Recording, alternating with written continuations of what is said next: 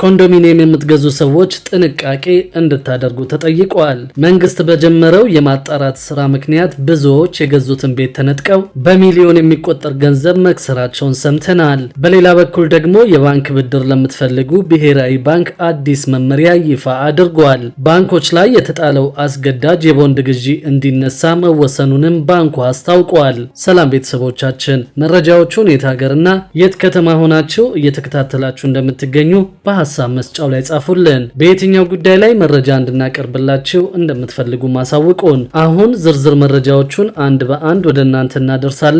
እስከ መጨረሻው አብራችሁን ቆዩ።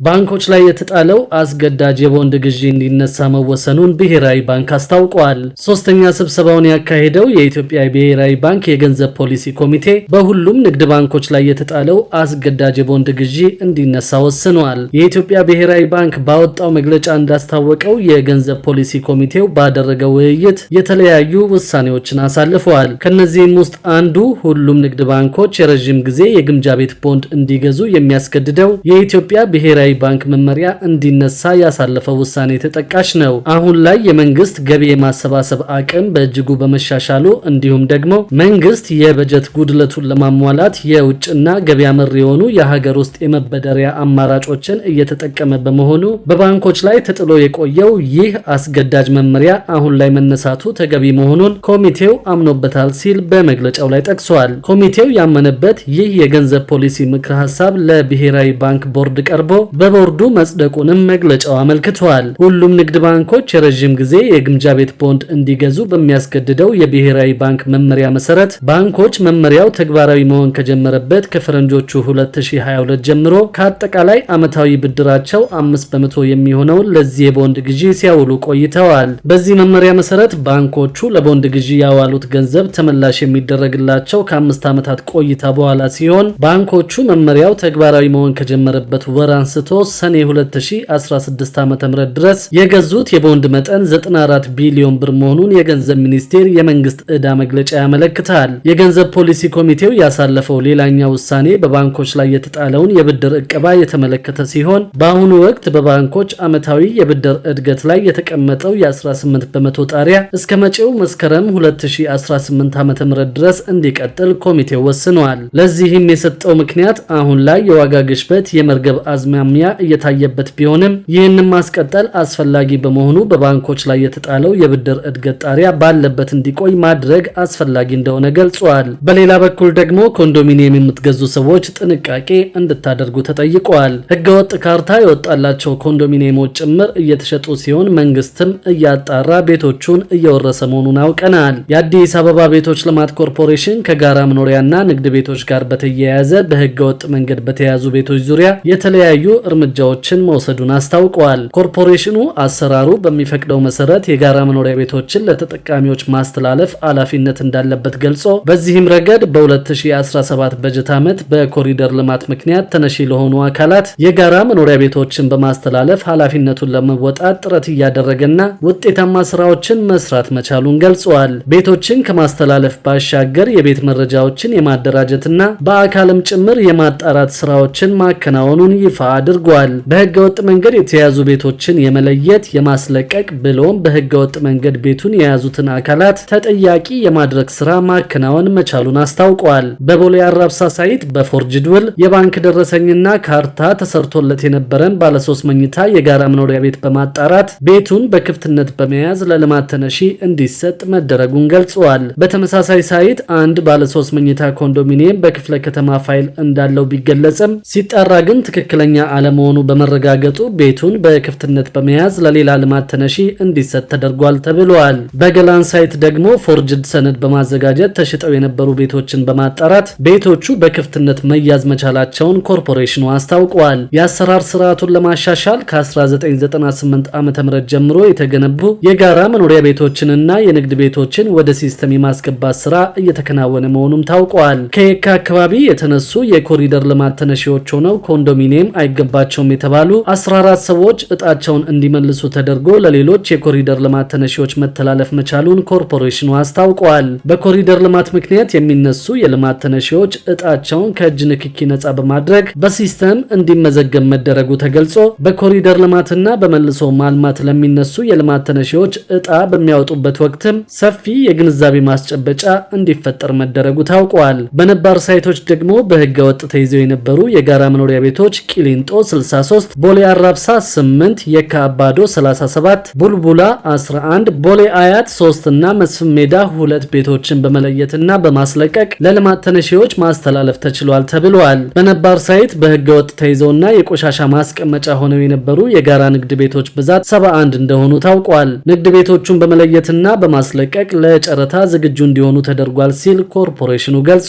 በሌላ በኩል ደግሞ ለጤና ችግር የሚያጋልጥ የተበላሸ በርበሬና ዱቄት በወፍጮ ቤቶች እየተሸጠ መሆኑን ሰምተናል። በአዲስ አበባ ከተማ በአንዳንድ ወፍጮ ቤቶችና የንግድ ቦታዎች ላይ የተበላሸ ዱቄትና በርበሬ እየተሸጠ በመሆኑ ማህበረሰቡ ከፍተኛ ጥንቃቄ ማድረግ እንደሚገባው የአዲስ አበባ ከተማ ምግብና መድኃኒት ባለስልጣን አስታውቋል። በባለስልጣኑ የቁጥጥር ዘርፍ ባለሙያ አቶ ሞላ ታደለ እንደገለጹት ለጤና ከፍተኛ ችግር የሚያስከትሉ ዱቄትና በርበሬ በአንዳንድ ወፍጮ ቤቶችና ንግድ ቦታዎች ላይ ሲሸጡ በቁጥጥር ስር ውለዋል። በዚህ ዓመት ማለትም በ10 ወራት ውስጥ ብቻ ግምቱ 4.6 ሚሊዮን ብር የሚሆን 257 ኩንታል የተበላሸ በርበሬ ሲሸጥ በማህበረሰቡ ጥቆማ በመያዙ እንዲወገድ መደረጉን ጠቁመዋል። በተጨማሪም የጤና ችግር የሚያስከትል ከ37 ኩንታል በላይ የሚሆን ዱቄት በተደረገ ክትትል መያዙንም አብራርተዋል። በተለይም በአዲስ ከተማ ክፍለ ከተማ፣ በልደታ፣ በአቃቂ ቃሊቲ፣ በኮልፌ ቀራኒዮና በጉለሌ ክፍለ ከተሞች መሰል ምርቶች የተገኙ መሆኑን ባለሙያው ገልጸዋል። ለግል ጥቅማቸው ሲሉ ማህበረሰቡን ለጤና ችግር የሚያጋልጡ ማለትም የተበላሸ ዱቄትና በርበሬ በወፍጮ ቤት ውስጥ ንጹህ ነው በማለት እንደሚሸጥ ተገልጿል። እንደዚህ አይነት ህገወጥ ተግባር ላይ ተሰማርተው የተገኙ አካላት ላይ እርምጃ እየተወሰደ መሆኑን አንስተው ቁጥራቸው ቀላል የማይባል ነጋዴዎችን አስተዳደራዊ እርምጃና የብቃት ማረጋገጫ ፈቃዳቸው እንዲሰረዝ መደረጉን ገልጸዋል። አክለውም በስኳር ዘይትና ጨው ላይ መሰል ችግር የተገኘ መሆኑን ጠቁመዋል። በመሆኑም ይህንን ህገወጥ ድርጊት ሙሉ ለሙሉ ለመቆጣጠር ማህበረሰቡ አስፈላጊውን ትብብር ማድረግ አለበት ሲሉ ተናግረዋል። በሌላ በኩል ደግሞ ክልሎች ለወጣቶች የስራ ዕድል ለመፍጠር በሚል ህገወጥ ኬላዎችን እንደሚያቋቁሙ በጥናት መረጋገጡን ሰምተናል።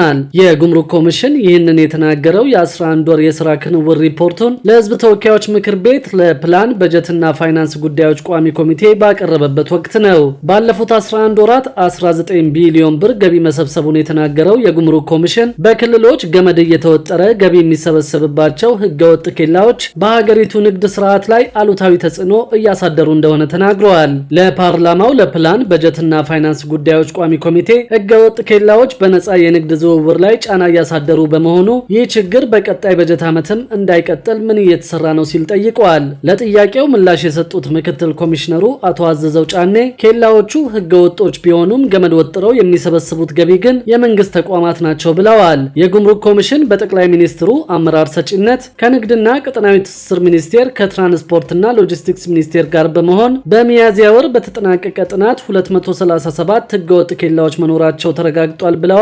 ምክትል ኮሚሽነሩ ኬላዎችን ዘርግተው ግብር የሚሰበስቡት የክልል ፖሊሶች፣ የሚሊሻ መዋቅሮች፣ አንዳንድ ቦታ ላይ ደግሞ ለወጣቶች የስራ ዕድል ፈጠራና በወረዳ ግብረ ኃይል ተብሎም ጭምር የተቋቋሙ ኬላዎች እንዳሉ ምክትል ኮሚሽነሩ አቶ አዘዘው ጫኔ ተናግረዋል። ይህም በአብዛኛው የሀገር አቋራጭንም ጨምሮ የሀገር ውስጥ የንግድ እንቅስቃሴ ላይ አሉታዊ ተጽዕኖ ማሳደሩን ምክትል ኮሚሽነሩ ሲናገሩ ሰምተናል። በተደጋጋሚ ህገወጥ ኬላዎች እንዲነሱ ከተለያዩ አካላት ሲጠየቁ መቆየታቸው ይታወሳል። ባለፈው ሰኔ 19 ቀን 2017 ዓ.ም የስራ ክንውን ሪፖርቱን ለህዝብ እንደራሴዎች ምክር ቤት ያቀረበው የትራንስፖርትና ሎጂስቲክስ ሚኒስቴር ህገወጥ ኬላዎች በትራንስፖርት አገልግሎት ላይ እንቅፋት መሆናቸውን ተናግሮ ባደረግነው ክትትል በዚህ ተግባር ውስጥ የክልል የወረዳና የከተማ መስተዳደሮች በድብቅ እንደሚሳተፉ አረጋግጠናል ማለቱ ይታወሳል። ከሳምንት በፊት ተመሳሳይ ሪፖርቱን ለምክር ቤቱ አቅርበው የነበረው የንግድና ቀጠናዊ ትስስር ሚኒስቴርም መሰል ጥያቄ ተነስቶለት በህገወጥ ኬላዎች ገቢ የሚሰበስቡ አካላት መኖራቸውን አረጋግጦ ኬላው እንዲነሳ እየተሰራ እንደሆነ ተናግረዋል። ይሁንና ኬላዎቹ እንዲነሱ እየጮሁ ያሉት የጦር መሳሪያ የሚያስገቡ አካላትን መሆናቸው መታወቅ አለበት ሲሉ ሚኒስትሩ ተናግረው ነበር። በህጉ መሰረት ኬላዎችን ማቋቋም የጉምሩክ ስልጣን ነው ያሉት አቶ አዘዘው ህገወጥ ኬላዎች ችግራችን ግን ክልሎች ያቋቋሙበት ሁኔታ መኖሩን ጠቅሰዋል። ችግሩም በ2018 በጀት ዓመት ይቀረፋል የሚል እምነት አለንም ብለዋል። በሌላ በኩል የገቢዎች ሚኒስቴር በ2017 በጀት ዓመት ከሀገር ውስጥና ከወጪ ንግድ ቀረጥና ታክስ 900.2 ቢሊዮን ብር ለመሰብሰብ አቅጄ በ11 ወራት ውስጥ 815.3 ቢሊዮን ብር መሰብሰብ ችያለሁ ብለዋል። ይህም ከእቅዱ አንጻር 100% የተሳካ ሲሆን ካለፈው ዓመት ተመሳሳይ ወቅት አፈጻጸም ጋር ሲነጻጸር የ349.3 ቢሊዮን ብር ብልጫ አለው ተብሏል። በሌላ በኩል ደግሞ በርካታ የኢትዮጵያ ባንኮች 1.3 ቢሊዮን ብር መጭበርበራቸውን ሰምተናል። 28 የኢትዮጵያ ባንኮች 1.3 ቢሊዮን ብር መጭበርበራቸውን የኢትዮጵያ ብሔራዊ ባንክ ዓመታዊ የገንዘብ ደህንነት ሪፖርትን ጠቅሶ የፌዴራል የሥነ ምግባርና ጸረ ሙስና ኮሚሽን ይፋ አድርጓል።